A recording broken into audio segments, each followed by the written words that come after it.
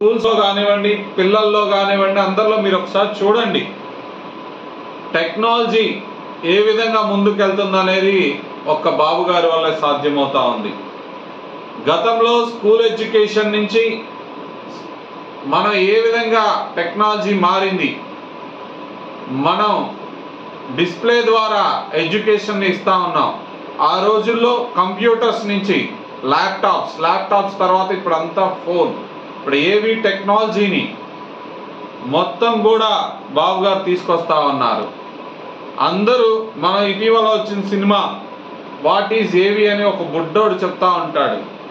అంటే అది చంద్రబాబు నాయుడు గారు ఆదర్శంగా మనం తీసుకోవాలి.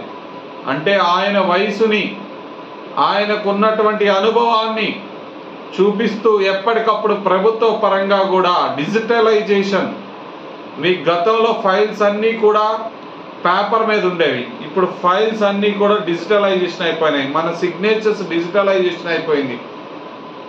మనం చిన్నది గవర్నమెంట్కి జస్ట్ మన ఇంటి ఎదురు ఒక ఫోన్లో ఫోటో తీసి మన ఆధార్ కార్డు ద్వారా గ్రీవెన్స్కి పెట్టేస్తే మన ఇంటికి వచ్చి మన సమస్య అడుగుతూ ఉన్నారు. అంటే టెక్నాలజీ ఏ విధంగా ముందుకు వెళ్తా ఉందో, మన ఆంధ్రప్రదేశ్ ఏ విధంగా తెలుగుదేశం పార్టీ ప్రభుత్వం పరిగెడతా ఉందో మనం ఆలోచించుకోవచ్చు.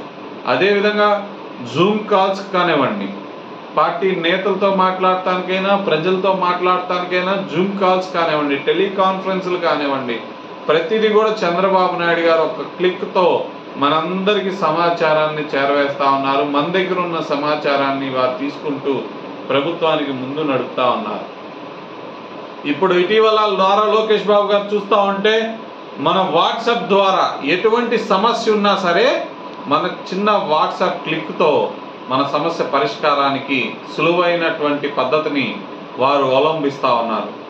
మీ డేట్ ఆఫ్ బర్త్ సర్టిఫికేట్ కానివ్వండి, లేకపోతే మనకు కావాల్సినటువంటి అప్లికేషన్ కానివ్వండి, మనకున్నటువంటి సమస్య కానివ్వండి, ఏదైనా సరే మన వాట్సాప్ మన అరచేతుల్లో మనకు వైకుంఠం అనేది ఇదివరకు చెప్తా ఉండేవారు. ఇప్పుడు అరచేతుల్లోనే వైకుంఠాన్ని చూపిస్తా ఉన్నారు చంద్రబాబు నాయుడు గారు. ఏ విధంగా కనిపిస్తా ఉన్నా కానీ మనం ఫోన్లోనే అన్ని వైకుంఠం అంటే మంచికి, చెడుకు అనేది మీరు భావించవద్దు. అది కూడా చెప్తా ఉన్నా.